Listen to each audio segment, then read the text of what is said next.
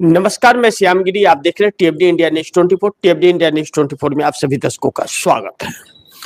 PM Modi की यही गलती अब प्रधानमंत्री की कुर्सी ले डूबेगी। नीतीश नायडू को बजट में ठेंगा। एक ऐसे महत्वपूर्ण बिंदु पर हम लोग चर्चा करेंगे जो पूरे देश की जरूरत है। बजट जो मोदी सरकार ने पेश किया, इस बजट से मोदी सरकार के सहयोगी दल, जिसके वजह से मोदी की कुर्सी है पीएम की, वह संकट कैसे गहरा गई है। क्योंकि इतनी बड़ी गलती या गलती करने के लिए मजबूर थे क्योंकि खजाना खाली है। इन सभी मुद्दों पर ध्यान देना बहुत जरूरी है, क्योंकि इस सरकार के बजट से पहला चीज बड़ी महत्वपूर्ण जो है कि जो कॉल सेंटर से नौकरियां जनरेट होती थी, उन मध्यम और छोटे लोगों की जो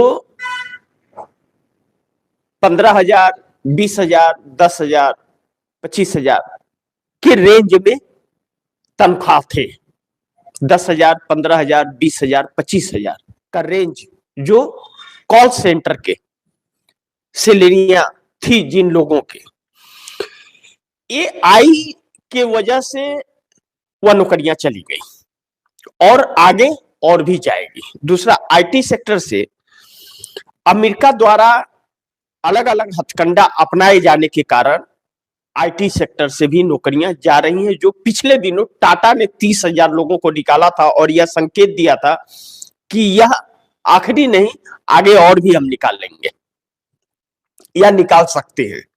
यानी कि अब बजट पेश हो गया, अब वह नौकरियां जाना फिर शुरू हो जाएगी। ऐसे में नौकरी जाने का सिलसिला करोड़ों की संख्या में हो सकता है। पहला चीज कि उन मध्यम वर्ग के लोगों की नौकरी जाएगी।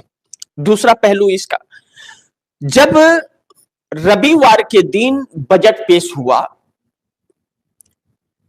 तो रविवार के दिन क्यों इस सरकार ने बजट पेश किया, यह समझ नहीं आया किसी को, कौन सा ऐतिहासिक था। लेकिन अनुमान हमेशा 1 फरवरी को ही बजट पेश होता था, लेकिन 1 फरवरी को संडे नहीं पड़ा, इस बार संडे पड़ गया। चलो मान लेते हैं कि संडे को पेश कर दिया, कोई बात नहीं है, इतिहास बना रहा कि 1 फरवरी का डेट कैंसिल नहीं हुआ, अच्छी। लेकिन बाकी चीजों में भी तो यही रखना चाहिए कि लगी हुई नौकरियां ना जाए लोगों की, यह चीज का भी तो ध्यान रखना चाहिए था। इसका ध्यान नहीं रखा गया कि लगी हुई नौकरियां ना जाए, हम नौकरी नहीं दे पा रहे हैं तो लगी हुई नौकरियां तो ना जाए, इसका ध्यान नहीं रखा गया। इस इतिहास का ध्यान नहीं रखा गया, बल्कि इस इतिहास का ध्यान रखा गया कि 1 फरवरी को बजट पेश होता है, 1 फरवरी संडे है तो क्या हुआ, हम बजट पेश करेंगे। यानी कि यह पाखंड था। दूसरी चीज, तीसरा पहलू इसका कि जैसे यह हुआ कि रविवार के दिन बजट पेश होगा तो जो स्टॉक मार्केट यानी कि शेयर मार्केट जो रविवार को बंद रहता है, वह रविवार को वह भी खुला कि बजट पेश हो रहा है। हो सकता है मार्केट उछाल मारते, क्योंकि मार्केट क्रैश हुआ पड़ा था। जैसे ही वित्त मंत्री निर्मला सीतारमण ने बजट पढ़ना शुरू किया, मार्केट क्रैश होना शुरू हो गया। यानी कि 8 लाख करोड़ रुपए से लेकर के 10 लाख करोड़ रुपए तक का मार्केट कुछ ही घंटों में धड़ाम हो गया। वह पैसे भी मध्यम वर्ग के डूब गए। अब इसका अगला पहलू यह है कि अब पैसे लगाएगा कौन। विदेशी लोग, मुल्क के लोग पैसे निकाल के लेके चले गए, विदेशी आ नहीं रहे हमारे देश में, ना तो कंपनी बैठाने आ रहे हैं और ना तो पैसे इन्वेस्ट करने आ रहे हैं, और हमारे देश के लोगों के पैसे डूब गए। अब कुछ लोग कहते हैं कि शेयर मार्केट से हमें क्या लेना देना।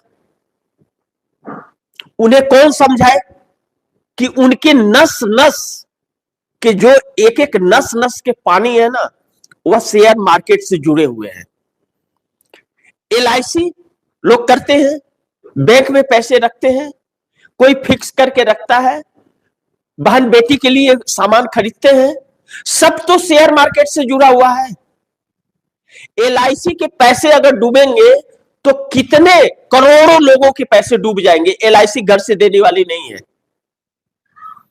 और एलआईसी जो अपना भारी भरकम पैसा किसी और कंपनी में नहीं, टाटा में नहीं, महिंद्रा टेक में नहीं, वह लगाती है गौतम अडानी के कंपनियों में। और गौतम अडानी धराशाह हो जा रहे हैं, क्रैश कर रहे हैं, अमेरिका से अरेस्ट वारंट निकल रहा है, केस सम्मन हो रहा है, उन्हीं को लुटा रहे हैं। सरकार भी लुटा रही है, बैंक्स भी लुटा रहे हैं। जैसे स्टेट बैंक ऑफ इंडिया, जैसे सबसे ज्यादा खाता स्टेट बैंक ऑफ इंडिया में, bank of Baroda, Punjab national bank आदि कितने बैंक हैं जो सरकार के अंतर्गत हैं, उन सब के पैसे उसी में लग रहे हैं और वह डूब रहे हैं। तो आपके पैसे कहां से मिलेंगे? बैंक कैसे बंद हो जा रहा है, बैंक कैसे डूब जा रहा है, तो आपके पैसे मिल रहे हैं क्या? आपके खाते में अगर 10 लाख रुपया है तो आरबीआई कहता है कि बोले कि 5 लाख रुपए की हमारी गारंटी है, बाकी आपके डूब जाएंगे। लेकिन वह 5 लाख भी आपको कब मिलेंगे इसकी कोई गारंटी नहीं। आप कहां जाओगे आरबीआई को ढूंढने के लिए? बैंक तो ताला मार के चल देगा। तो और वह ताला क्यों मर रहा है? क्योंकि भारतीय जनता पार्टी के नेता ही अलग अलग नामों से उससे कर्ज ले रहे हैं, पैसे नहीं दे रहे बैंक को, और बैंक डूब रहा है।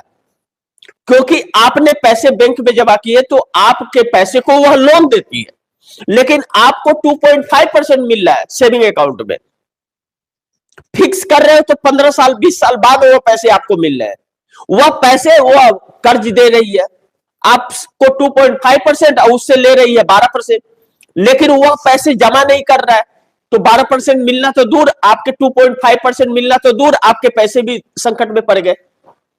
बाद में आपका जब समय पूरा होगा तो आप आओगे, देखोगे, कहोगे बैंक में ताला लग गया, बैंक ही डूब गया। आरबीआई कहेगा भैया 5 लाख रुपया सेविंग अकाउंट में अगर जमा किए हो तो वो हम देंगे, फिक्स किए हो उसका आप समझो। आप क्या करोगे? सर पीट के रह जाओगे चुपचाप, नसीब को कोसते रहोगे। यह एक सोची समझी रणनीति के तहत सरकार कर रही है। और दूसरा पहलू, जैसा मैंने कहा कि पीएम मोदी की यही गलती है, प्रधानमंत्री की कुर्सी ले डूबेगी। नीतीश नायडू को बजट में ठेंगा मिला, उस पर भी चर्चा करेंगे। अब दूसरा पहलू, आज की जीडीपी क्या है उसकी तो बात छोड़ दीजिए, यह तो बकवास है एकदम। यह सरकार सिर्फ बकवास करती है, नथिंग के बराबर है। 2014 में जब इस सरकार को मिला था सत्ता, तो उस वक्त 55 लाख करोड़ रुपए का कर्ज था। कितना? 55 लाख करोड़। आज 225 लाख करोड़ रुपए का कर्ज है। अभी बीते साल